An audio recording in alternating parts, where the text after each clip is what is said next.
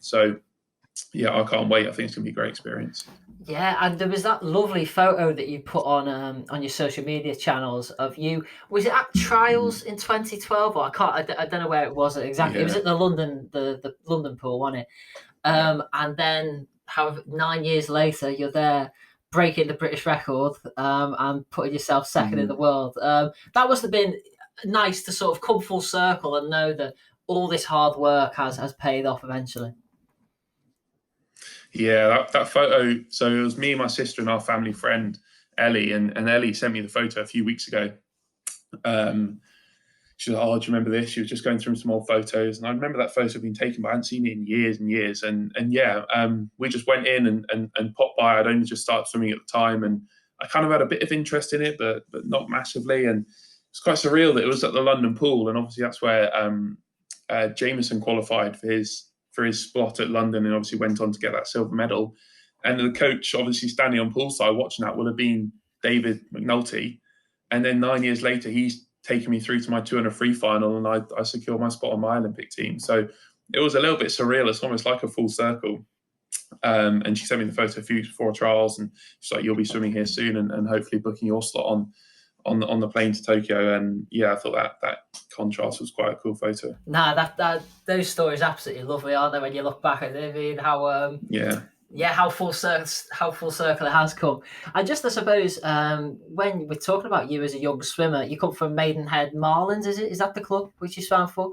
Um, Yeah, yeah, yeah. to be such a high level European junior and world level junior swimmer at events like 400 medley, 400 free, 200 medley, you must have done some Mm-hmm. really tough, honest sessions growing up. Do you Yeah. do you count those as responsible for your sort of your endurance now? Yeah, absolutely. There's no doubt in my mind I owe it to Maidenhead and to my coach Paul in Maidenhead for building that engine that's allowed me to come to the national centre and do the training I do today.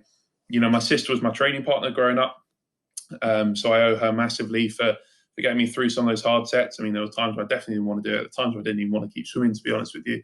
But I do owe it to her for keeping me going. And yeah, some of those IM sets we did were just massive. I don't even think I could do them today. I couldn't even wrap my head around them today. You know, we had a great group there. My friend Joel I used to train with, and George Taplin, who came in from Hillingdon, who was a great age group freestyler, distance freestyler in his own right. And we just had a group, and it's almost like the stars aligned at this small club in Maidenhead, you know, in this leisure centre, this tiny little 25-metre pool.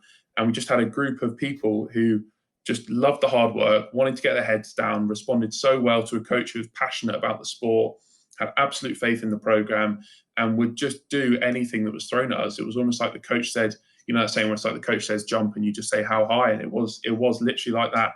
You know, those years in Maidenhead where it was a really relaxed environment because it was a small club program, but there were people working so hard, and our little group just were doing sets that I still can't quite believe even today.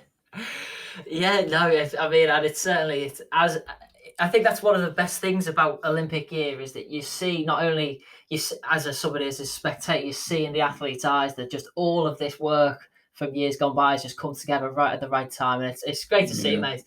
And just quickly before we wrap things up, pal, when you obviously I mean, what's amazing about you is you're only 20 years old. Also, happy birthday! I think it's Sunday, is it? Is that your birthday?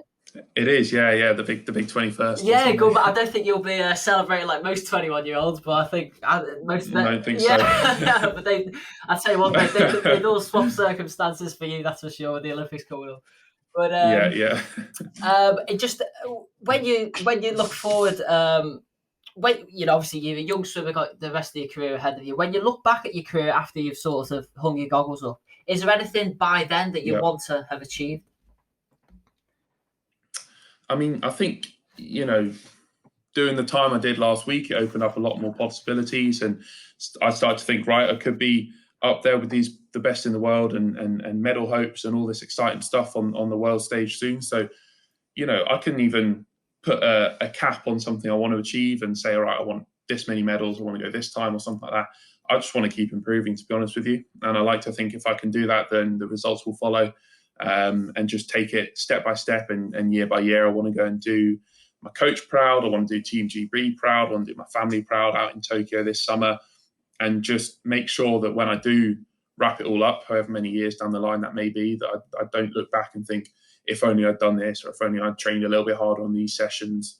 I like to think my work ethic means I won't do that. And if I carry through the same mindset I've got at the moment, then I've got no doubt that I will achieve everything that I want to achieve, and just enjoy it. Just enjoy my time in the sport, because I know it's got a shelf life. I know it won't last forever.